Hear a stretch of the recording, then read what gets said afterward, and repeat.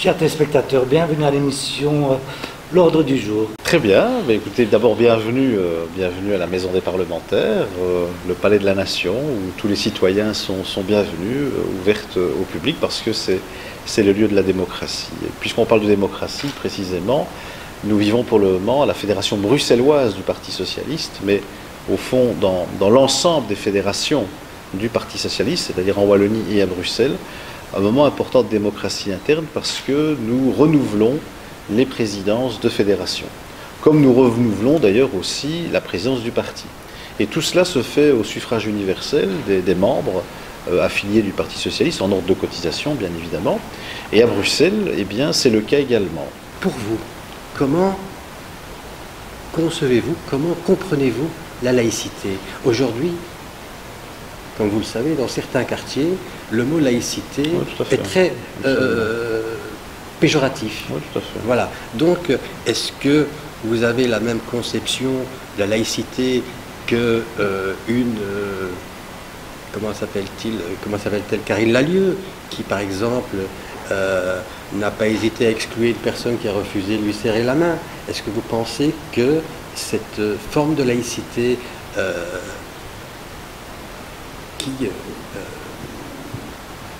qui exclut les personnes est une forme de laïcité que vous défendez?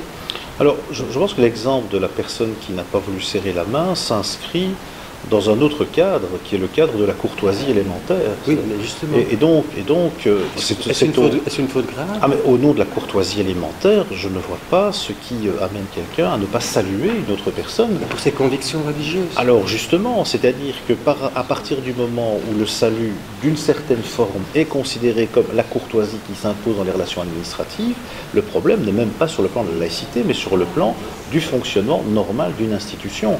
Parce que, moi ici, à titre d'exemple, je ne salue pas le Vlaams Belang. Oui, je ne salue pas le Vlaams Belang, mais pas au nom, je dirais, d'une démarche qui soit liée à ma fonction de fonctionnaire. Je ne suis pas fonctionnaire, je suis parlementaire, c'est-à-dire je suis un homme politique. Et parce que je suis un homme politique, je ne serre pas la main du Vlaams Belang. Mais sur la question de la laïcité, il faut revenir à des choses très fondamentales. La chose fondamentale, c'est qu'il ne peut pas y avoir d'interférence du religieux dans le politique et du politique dans le religieux pour garantir l'expression des libertés individuelles. Ça, c'est ce qu'il y a de plus fondamental.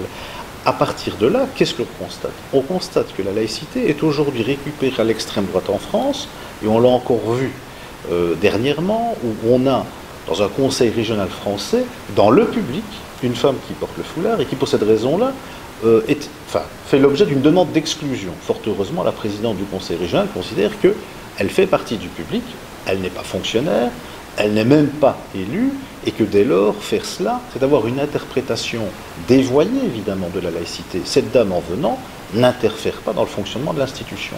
Donc, autrement dit, il faut sur ces questions-là, d'abord revenir à des choses qui soient fondamentales, claires. Je constate que ce n'est pas toujours clair dans la tête des gens, et surtout faire en sorte que nous ayons un débat apaisé au sein du Parti socialiste. Mais la laïcité a toujours été portée par les socialistes, depuis toujours, ça ne date pas d'aujourd'hui. On se rappelle la monographie écrite par Emile van der Velde, qui s'appelle « Le Parti ouvrier et la religion », où s'opposait déjà, à l'époque, on est au début du XXe siècle, en fait, au carrefour du XXe et du XIXe, et où se pose la question de l'accueil des ouvriers chrétiens au Parti ouvrier. Certains considérant que, pour être socialiste, il fallait être athée. Van der Velde se fend d'une belle monographie où il répète simplement une chose très simple, c'est que, avant d'être chrétiens, ils sont d'abord ouvriers. Et autrement dit, c'est le primat de l'appartenance sociale. Donc ça veut dire que sur des choses qui doivent être les mêmes au départ pour tout le monde, c'est-à-dire la conception de la laïcité dans sa dimension institutionnelle et historique, nous permettra d'avoir un débat apaisé. C'est ce que j'ai annoncé lors des débats, et je ne m'en départirai pas si les militants le demandent, bien évidemment. Maintenant, ce que je constate, c'est que la campagne électorale a été le lieu d'exploitation, de manipulation à tout crin. On se souvient de certains tracts électoraux, etc. Mais le chapitre de la campagne électorale est terminé, on écrit un nouveau chapitre et on doit le faire sur des bases apaisées. Pour vous, parce que c'est une question qui est mise en avant par, en tout cas, les candidats, pour vous, la laïcité, est-ce un ensemble de principes ou une idéologie du parti? Ce sont des principes d'organisation de la société. ce sont des principes d'organisation institutionnelle de la société. Ensuite de quoi, il y a une philosophie, la philosophie de la laïcité, ce qu'on appelle la morale non confessionnelle, qu'on avait d'ailleurs à l'école, et à l'époque, à l'école primaire, moi j'ai suivi notamment aussi ces cours de morale laïque. Et puis alors, il y a la laïcité institutionnelle.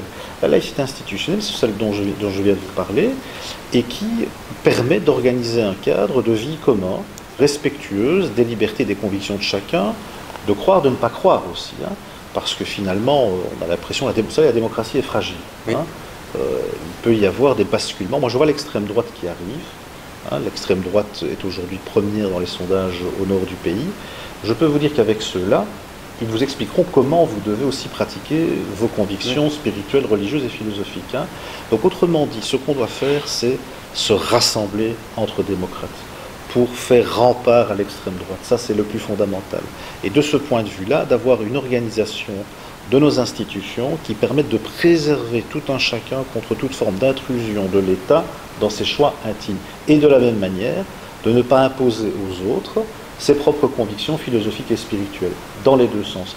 Sur cette base-là, on peut avoir tous les débats que l'on souhaite. D'ailleurs, ces débats existent depuis très très longtemps, et il ne faut pas ni les fuir, ni les minimiser, mais pas non plus en arriver à ce qu'un parti comme le nôtre, qui est le parti de la sécurité sociale, qui est le parti de l'égalité, qui est le parti de la défense des services publics, oublie qu'il y a des urgences sociales et climatiques. Je viens encore de lire aujourd'hui un article avec la précarité sociale, avec l'appauvrissement de la population, du fait de la politique du gouvernement Michel. Moi, vous me permettrez aussi de consacrer de l'énergie à ces débats-là, parce que ces débats-là sont fondamentaux pour la population bruxelloise. Juste pour en finir avec cette question-là, donc si je vous ai bien compris, il y a la laïcité dite politique, c'est-à-dire la laïcité institutionnelle et tout ça, et il y a la laïcité dite organisée. Cette laïcité dite organisée, qui est financée au même titre que les cultes, ne peut en aucun cas s'immiscer dans les affaires politiques au même titre que les cultes, c'est bien ça? C'est une philosophie, philosophie, en l'occurrence une philosophie non religieuse, comme il y en a d'autres, ce n'est pas la seule, mais ce qui est fondamental, c'est qu'en effet, il faut pouvoir s'entendre sur les termes. Maintenant, vous retrouverez... Parce qu'il y a confusion. Mais vous retrouverez chez ceux qui portent la laïcité philosophique des grands défenseurs de la laïcité institutionnelle, pour des raisons historiques en réalité. Je suis retombé l'autre jour encore sur des affiches, des vieilles affiches du Parti ouvrier belge, où, au fond, les messages sont adressés à l'État clérical. Bon, pourquoi? Parce qu'à l'époque, l'Église décidait de tout. En n'exagérons pas, mais décidait de beaucoup. Et donc, fondamentalement, le clergé était à ce point important, donc l'Église était à ce point importante, qu'elle était oppressante, et qu'elle faisait des alliances, notamment avec certains partis de droite, contre la classe ouvrière. Et donc, le combat de la laïcité est un combat qui rejoignait la question sociale. Ça, c'est quelque chose qui est très important. Donc, chez celles et ceux qui aujourd'hui procèdent de la laïcité philosophique, pour reprendre votre terminologie, vous retrouvez des grands défenseurs de la laïcité institutionnelle. Pour le reste, je le répète, ce qui est important aujourd'hui, c'est de se rassembler entre des gens qui tiennent aux institutions démocratiques. Parce que, je le répète, le danger guette. Et il se trouvera bientôt des gens pour venir vous expliquer comment vous devez croire, ce que vous devez croire, de quelle manière. Et ils ne sont pas loin. Ce n'est pas une vue de l'esprit, c'est une possibilité politique. Donc, on arrive à la fin de l'émission. Je vous laisse simplement savoir si vous aviez un dernier message pour le public. Oui, mais d'abord me réjouir un petit peu de l'espace et du temps que vous me consacrez. Moi, je trouve que c'est très bien de pouvoir se communiquer dans un cadre, de manière assez conviviale. D'ailleurs, je vous remercie pour votre convivialité, votre gentillesse. Ça ne veut pas dire que vos questions n'étaient pas précises et bousculantes, et tant mieux d'ailleurs. Simplement, voilà, dire que j'essaie de faire les choses avec sincérité, je ne suis pas parfait, mais qu'il est au fond. Que le Parti socialiste n'est pas parfait non plus, mais qu'il a à la fois une histoire qui fait sa crédibilité. Et même si le parti peut être critiqué ici ou là, il faut bien mesurer ce qu'il a apporté et ce qu'il peut continuer à apporter qu'en mettant une voix à gauche, qui est une voix qui se veut responsable, pas simplement une gauche de contemplation, comme certains, des grands discours à la tribune, et puis quand on leur demande de prendre des responsabilités, alors même qu'ils gagnent les élections, ne souhaite pas le faire, et qui, en même temps, considère qu'il y a la nécessité de ramener de la solidarité dans notre société, parce que elle en manque cruellement, je trouve, et puis surtout, il y a des dangers antidémocratiques qui doivent là, alors pour le coup, tous nous rassembler comme démocrates. Nous vous remercions. Merci à vous, c'est gentil à vous, merci beaucoup, c'est gentil. Bon courage et bonne Merci à vous. continuation. Et bonne continuation. Merci à vous.